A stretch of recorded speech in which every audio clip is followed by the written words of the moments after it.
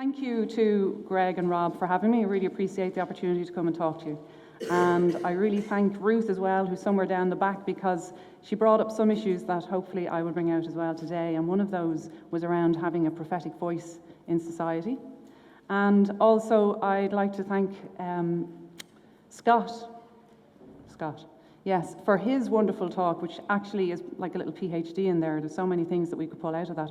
But what stood out for me was the whole area of unity in the church and unity beyond the church. So without further ado, I've already lost some of my time, so I better get going because I haven't really started. So my question is, can faith shape culture? Is it possible today for faith communities like ours to really influence society? How people live, government policy, decision-making, how we do business, how we ensure justice and equality for all? Or do we believe without reservation that faith can shape culture? That Christian faith is the answer to the problems we are experiencing in Ireland and across the world. That the Christian church can be a movement of transformation in the world we live in today. I believe that indeed faith can shape culture. So I'm going to just talk to you a little bit about an experience I had earlier in the year with President Michael D. Higgins. He had ran an initiative for a year, his ethics initiative, and he brought it to a conclusion around March last year. So I had the privilege to go there. And Olivia O'Leary was moderating at that, and she asked the question, where have Irish society values gone, and why do we not care for one another as we had done in the past?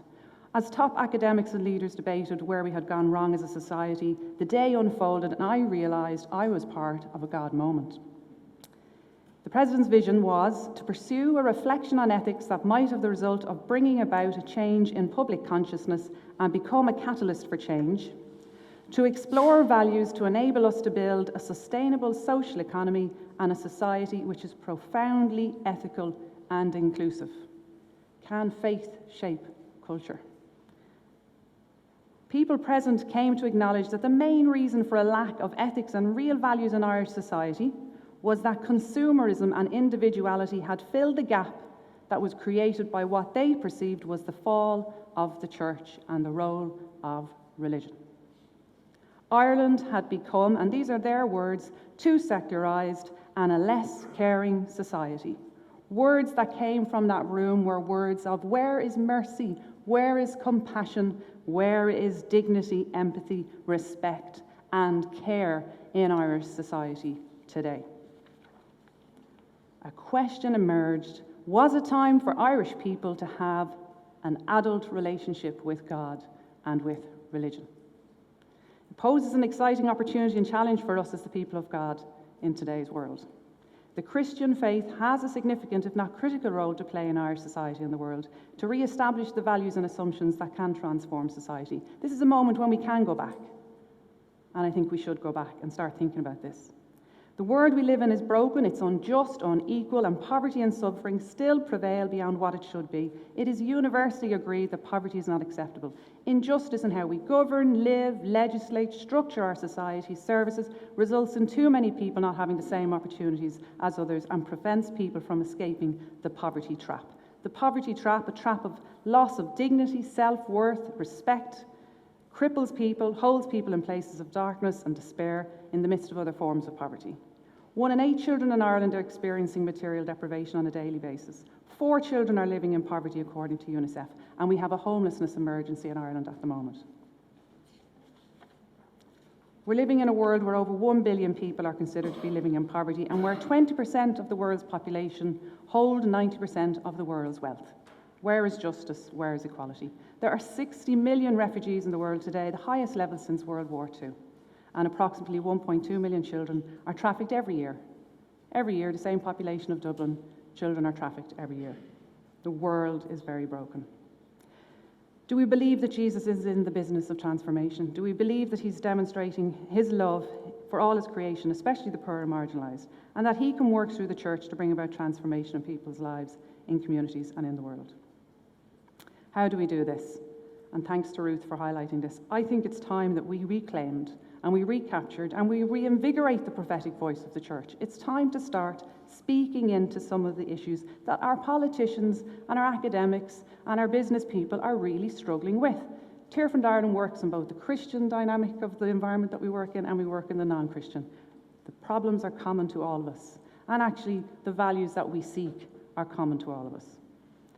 Can we have a prophetic voice in the church? It's time to show leadership. It's time to not allow ourselves to be marginalised and a minority group to be consulted from time to time. It's time we decided to be leading stakeholders in Irish society and the world as a whole.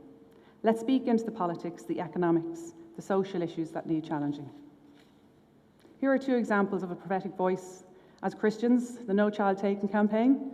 This is where we came together with Christians and non-Christians alike, had 900 campaign cards we brought to the Minister for Justice, and we have seen a new legislation introduced that will actually tackle trafficking and sexual exploitation. Going on to Tearfund in the UK, again, Christians showing leadership, coming alongside Christian and non-Christian alike, people from different faiths, and seeing a huge shift in how debt could actually be managed in some of the world's poorest countries. And we saw some amazing results from that as well. We can model a faith-based lifestyle that's built on biblical concepts and principles, a way of living that is good, fair and just. So this is another capturing this prophetic voice, Christian lifestyle that Tearfund in the UK have worked on, a restorative economy. Log on to their website, read it, it is worth learning from. It's about an inspirational way in which we can change lifestyles, responding to poverty and inequality through practical means, generosity, power as a voter, a citizen, and actually using our prophetic voice more. So just in finalising what I want to say, I want to give you some real practical examples. You might be sitting there thinking, is this really possible? I've given 2 examples of prophetic voice and how it's used. Now let's look at actually some of the work where communities are changing in Malawi. This baby was born HIV-free from HIV-positive parents. Unhealthy societal norms are being broken in Malawi. Men are involved in family life. Relationships between husband and wife are being transformed. People are being empowered, mobilised to assist each other and build better ways of life, and people are flourishing. Muslims are coming together with Christians. They share same values. They're seeing transformation. It is possible. In Ethiopia, there's a movement of over 1 million people who are lifting themselves out of poverty because the church is being mobilised to support their community. They are working through a self-help group approach that breaks down religious and societal barriers. Transformation is possible. The church in Ireland can shape culture. Learn from the global south and what the church is doing in the global south. Use our prophetic voice and practically get involved in people's lives who are ravaged by drug addiction, homelessness, suicide, unemployment, and so much more. Let us as individuals be ordinary heroes. Each of us can do something, an act of kindness, get involved in your community, speak into some of the issues that need to be spoken into, talk to your politicians about the issues that are concerning our hearts. And let's look together as God's people in bringing hope and transformation, using our prophetic voice to challenge systems, structures, and societal norms. Let us stand together for transformed people and communities. Thank you. Great.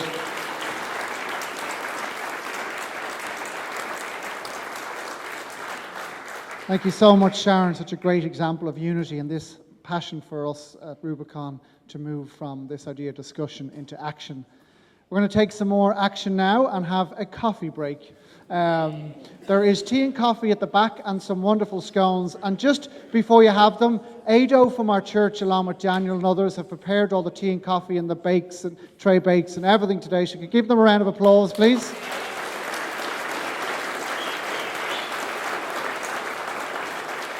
So, if you could please grab a cup of tea and coffee, but bring it back to your tables because we're looking forward to hear Gladys Gannell in about 10-15 minutes. Grab your coffee. If you need a bathroom break,